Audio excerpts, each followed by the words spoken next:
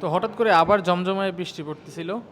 তো এই বৃষ্টির মাঝখানে আবার খিদাও লাগছে, কারণ সকালবেলা যে খাবার খাইছি ওটা মানে এখনো মানে কোনো টেস্ট ছিল না, যাই হোক।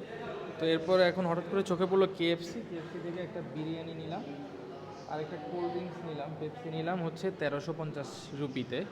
তা আপনারাই বললেন কত কনভার্ট হয় এখানে।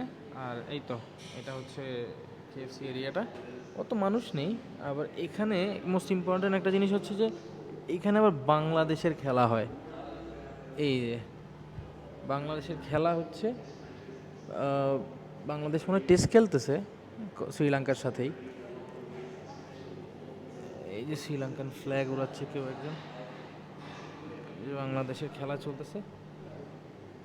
তো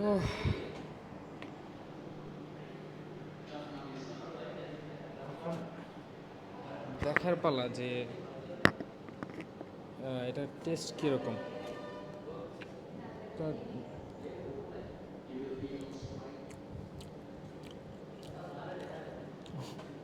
টেস্টটা পুরা, আমরা যে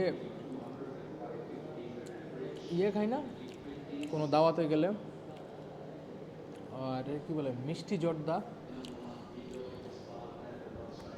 এটা যে কীভাবে বিরিয়ানি হয় আমার মাথা ঢুকে না।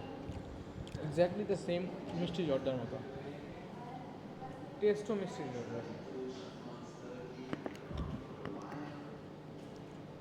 How about the fried chicken? Test ভালো আছে, বাট রাইসটা অত টেস্ট না। খাওয়া দাওয়া শেষ করে আমাদের আবার যাইতে হবে। ওকে।